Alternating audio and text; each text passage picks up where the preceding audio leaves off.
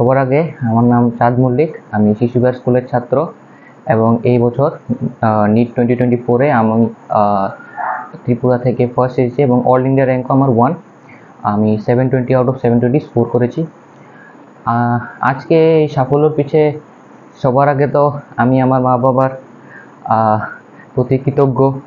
আমি আমার স্কুলের যে সমস্ত টিচার রয়েছে, আমি যাদের কাছে টিউশন পড়েছি সে সমস্ত টিচার্স সবার কাছে কৃতজ্ঞ। এবং আজ এই সাফল্যের পিছে সবচেয়ে বড় যোগদান তাদেরই, এবং সাথে আমার তো রয়েছেই। আমি সেলফ স্টাডি করে যতটুকু করতে পেরেছি তার আজকে এই প্রতিদিন। কিরকম লাগছে এই রেজাল্টের পরে? প্রথমত বিশ্বাসই হচ্ছে না, 724 স্কোর করা কখনো তো ভাবিনি। এত বড় স্কোর অর্জন করা খুবই কঠিন কাজ, সেটা আমি মানছি। এবং খুবই ভালো লাগছে আজকে সবাই আমায় জানছে, ত্রিপুরায় একটু জনপ্রিয়তা পাচ্ছে, আমার ভারতবর্ষে জনপ্রিয়তা পাচ্ছে, তো খুবই ভালো লাগছে।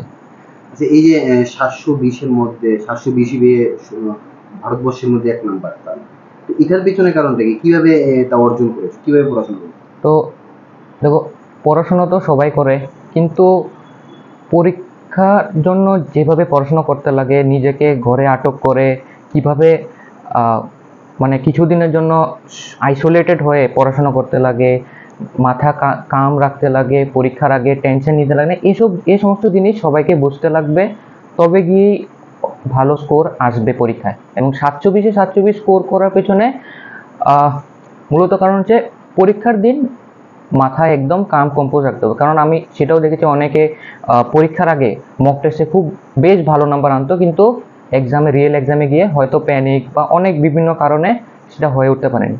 আর সেই জায়গায় আমি নিজেকে খুবই ঠান্ডা রেখেছি, যতটুকু আমার পক্ষে সম্ভব ছিল আমি সবটা করে এসেছি। আর আমার লাগে সেটাই 724 আনার পিছনে একটা মূল কারণ।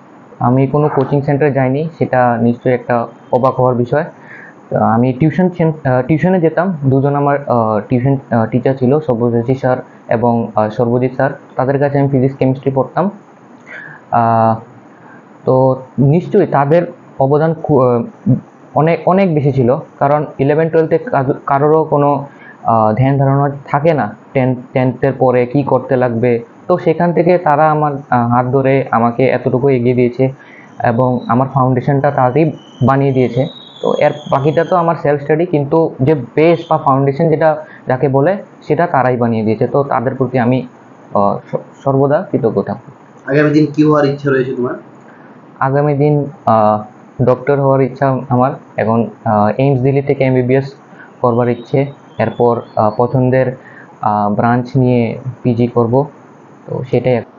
অনেক ভালো লাগছে, মানে আশার অনেক উপরে ও গেছে, অনেক পরিশ্রম করেছে, পরিশ্রমের ফলও পেয়েছে। খুবই ভালো লাগছে, আমার কাছে বলার মতো কোনো ভাষা নেই। এটা কি আশা করেছিলে? হ্যাঁ, মোটামুটি আশা করেছিলাম, কারণ ক্লাস 10-এও হোলি ক্রস থেকেও ভালো রেজাল্ট করে বেরিয়েছে। আর পরিশ্রম দেখো কিছুটা বোঝা যায় যে অনেক সময় নিজের খাওয়া ভুলে যেত, ঘুমের কথাও ভুলে যেত, যে বলতে হতো কখন খাবি কখন ঘুমাবি, সেটা দেখেও বোঝা যায় যে সে পরিশ্রম করছে। কিছুটা আশা তো ছিলই, আর ওর ভিতরেও সেই আগ্রহ ছিল, পড়ার প্রতি সবসময় একটা আগ্রহ। এসব দিয়ে কিছুটা আমি আজ করতে পেরেছিলাম। হয়তো বা আর আমাকে বলতো মা আমি পারবো কি পারবো না, তো সেটা দেখে বলতাম হ্যাঁ তুমি পরিশ্রম করলে অবশ্যই তুমি পারবে, সেখানে কোনো প্রশ্ন নেই। তো কিছু তো আশা ছিল। ছোটবেলা থেকে কিরকম ছিল, যেহেতু কুড়ে টিকার মানুষ করেছেন ছেলেকে?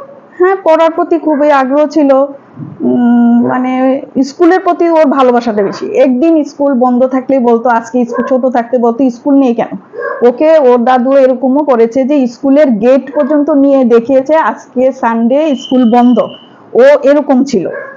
আর একদিন না পড়তে বসালে বলতো আজকে কেন পড়াবে না, তো আমি বলতো আজকে তোমার রবিবার, আজকে তোমাকে অফ দিলাম।